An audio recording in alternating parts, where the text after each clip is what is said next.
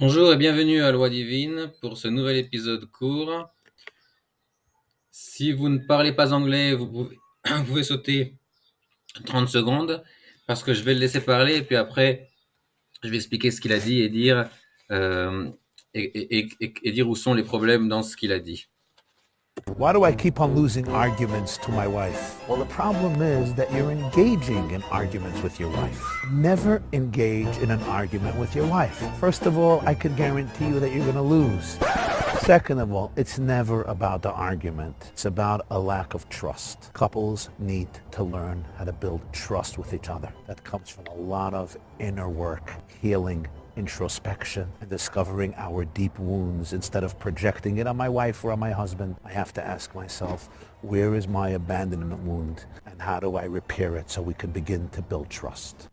Why do I keep Donc il dit pourquoi je n'arrête pas de perdre les disputes, disputes avec ma femme. Et Et il dit d'abord, ne va jamais te disputer avec ta femme, parce que je peux te garantir que tu vas perdre la dispute, tu vas perdre l'argument.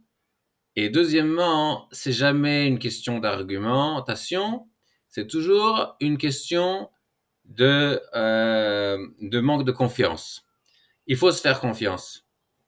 Mais il y a plusieurs problèmes dans ce qu'il dit. Sachez que ça, c'est un rabbin très connu aux États-Unis. Il a une chaîne. Il devrait mieux s'occuper de Chassidut comme il a l'habitude de le faire. En tout cas, c'est la chaîne Idabrut qui nous envoie ça. Donc, Idabrut, c'est un organisme qui fait faire tchouva, qui fait beaucoup de choses pour faire tchouva au peuple juif.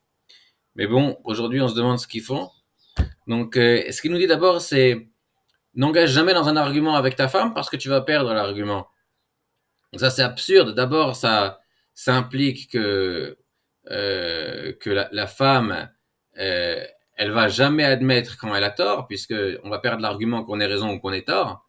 Donc même si on a raison, on va perdre l'argument. Donc la femme, elle n'est pas capable d'admettre qu'elle a tort.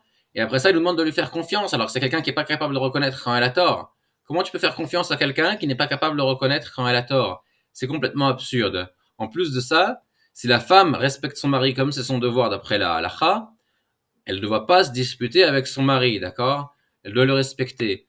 Et de toute façon, d'après la halakha, comme c'est marqué dans le Rambam, Ishut Tedvav halakha Kaf, c'est marqué là-bas, c'est Kol Dvaria Alpiv. Elle doit tout faire d'après ses décisions à lui. Donc, il est censé gagner tous les arguments, c'est-à-dire il ne doit pas avoir de dispute. Elle doit donner son avis, dire si elle n'est pas d'accord, mais le laisser lui prendre la décision finale. Donc, c'est l'homme qui est censé gagner toutes les disputes, tous les arguments avec sa femme, et pas le contraire.